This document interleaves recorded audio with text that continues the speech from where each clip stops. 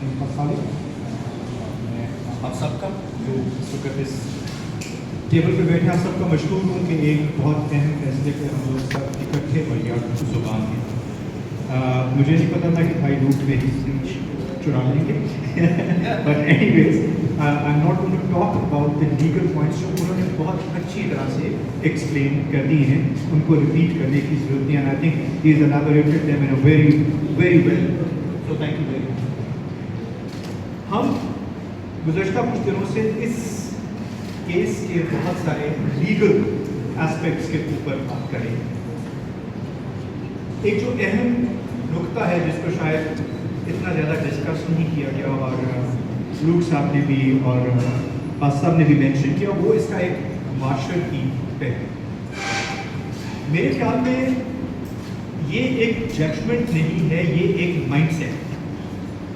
اور یہ ایک ایسا مائنڈ سیٹ ہے جو جیسا کہ کہا گیا کہ وہ کسی ایک بچی, کسی ایک مذہب سے تعلق رکھنے والی بچی کے اگینسٹ نہیں ہے, وہ اس معاشرے کی ہر بچی کو اس نے انسیکیور بنا دیا. ہم اس معاشرے میں رہتے ہوئے اگر کسی چیز پہ سب سے زیادہ فخر کرتے ہیں تو وہ ہماری معاشرتی اقدار ہے. اور ہماری معاشرتی اقدار کیا ہے کہ ہم اپنی خواتین کی, ہم اپنے بزرگوں کی اور خاص طور پہ اپنی بچیوں کی حفاظت کرتے ہیں, اور اس حفاظت میں ہم فخر محسوس کرتے ہیں.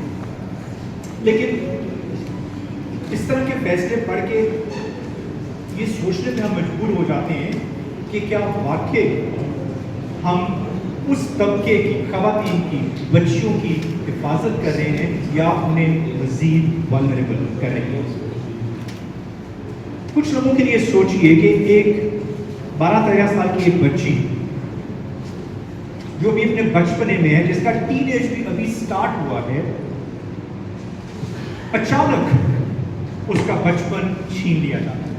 اچانک وہ بچپنے سے ایک عورت بن جاتی ہے, ایک شادی شدہ عورت بن جاتی ہے.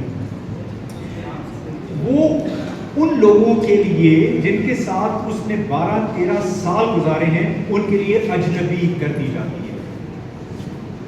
ان والدین کے ہاتھ سے وہ اختیار چھین لیا جاتا ہے کہ وہ اس بچی کے متعلق کوئی فیصلہ کر سکے.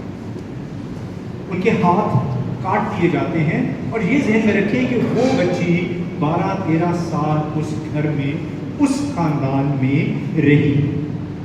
کتنا بڑا ظلم ہے کہ ہم ان بچیوں کا بچپن چھین رہے ہیں.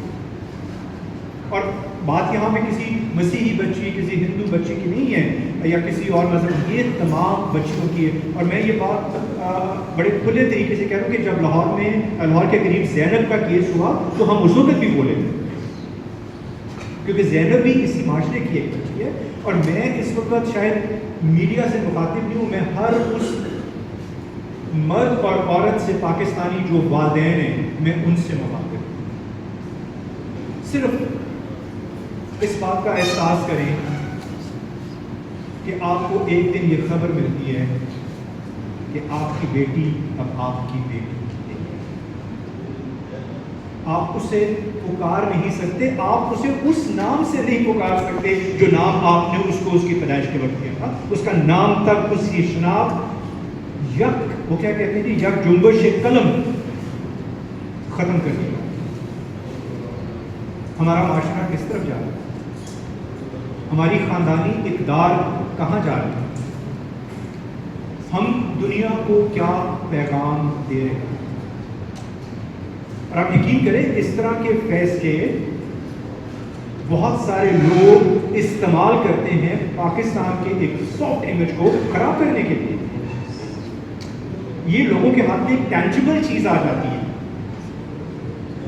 سو ایک والد ہوتے ہوئے, ایک بیٹی کا والد ہوتے ہوئے, میں جب اس چیز کو سوچتا ہوں, کہتے ہیں نا رونگٹے کھڑے ہو جاتے ہیں.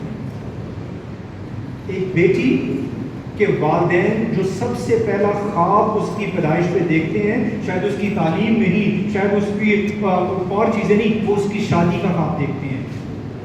والد شاید دگنی محنت کرنی شروع کر دیتا ہے، مائنڈ چیزیں اکٹھی کرنی شروع کر دیتی ہیں کہ ایک دن ہماری بچی کی شادی ہونی ہے، اور اچانک انہیں پتہ لگتا ہے کہ وہ تو ان کی بیٹی بھی اس کو وہ بیٹی بھی نہیں کہہ سکتی۔ جسٹ امیجن، والدین سے میں بات کر رہا ہوں، آپ سوچیں وہ ماں، وہ جو کہتے ہیں نا کہ خود گیلی جگہ پہ سو جاتی ہے اور بچوں کو سوکھی جگہ پہ سلاتی ہے، وہ ماں اچانک اپنی بچی کو چھو بھی نہیں سکتی۔ سو آئی تھنک یہ ایک ہماری قومی ذمہ داری ہے، ہماری معاشرتی اقدار اور ہماری اخلاقی اقدار ہیں وہ سانجی ہیں، اور ہم کتنے فخر سے کہتے ہیں بیٹیاں تو سانجی ہوگی۔ یہ معاشرہ ذرا غور کرے کہ ہم نے بیٹیوں کو کب سے بانٹنا شروع کر دیا۔